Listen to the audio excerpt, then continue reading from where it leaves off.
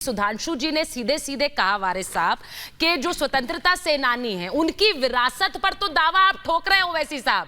अशफाकुल्लाह खान की तो याद दिला रहे हैं, लेकिन उनके परिवार की याद है क्या? उनके परिवार के लोगों से कभी मिलने गए क्या ओवैसी साहब? सीधा सवाल पूछ रहे हैं वारिस पठान साहब।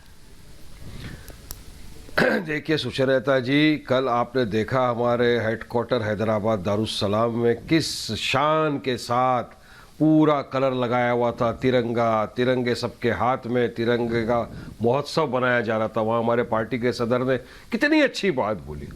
1 घंटे की स्पीच उन्होंने दी। उन्होंने क्या कहा कि अपने दिलों से नफरत को मिटा दो, हाथ में हाथ मिलाओ एक दूसरे का, कांधे से कांधा मिलाओ, साथ चलो, भारत को आगे ले जाओ, तरक्की के रास्ते पर लेकर जाओ, भारत से बेरोजगारी को खत्म कर दो, भारत से गरीबी को मिटा दो, आओ ऐसा महोत्सव बनाए। कितनी अच्छी बात बोली उन्होंने।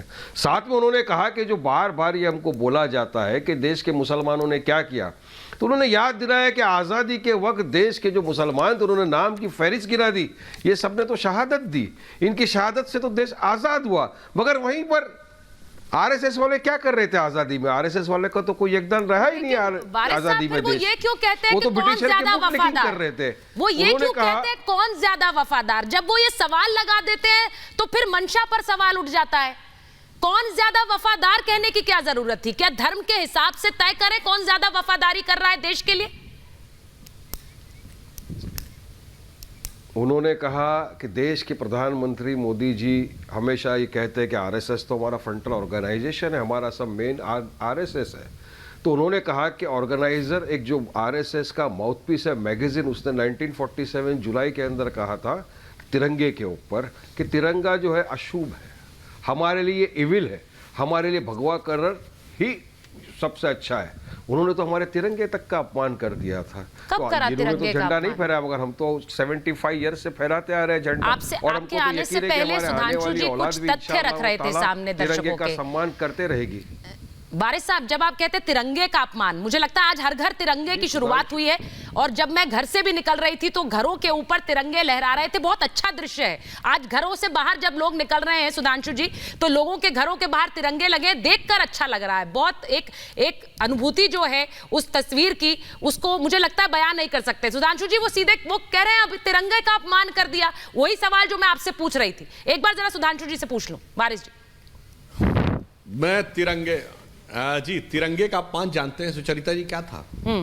तिरंगे का अपमान यह था कि आजाद हिंदुस्तान में 10 साल ऐसे थे 1988 से 1998 जब श्रीनगर में लाल चौक पर 26 जनवरी के दिन राज्यपाल भी झंडा नहीं फहरा सकता था और सरकार मुंह में दही जमा के बैठी रहती थी। और जब हमारे तत्कालीन राष्ट्रीय अध्यक्ष डॉक्टर मुरली मनोहर जोशी ने 1992 में झंडा फहराने का संकल्प लेकर यात्रा निकाली और उस यात्रा के संयोजक युवा नेता के रूप में हमारे वर्तमान प्रधानमंत्री नरेंद्र मोदी जी थे, तो गिरफ्तार कर लिया गया, झंडा फहराने के लिए गिरफ्तार। याद करिए कर्नाटक का हुबली, वहां के मैदान में उमा भारती जी ने जाकर झंडा फहराया। वो मध्य प्रदेश की मुख्यमंत्री थी तो कर्नाटक की पुलिस पहुंच गई कि झंडा फहरा के अपराध कर दिया, गिरफ्तार कर लो।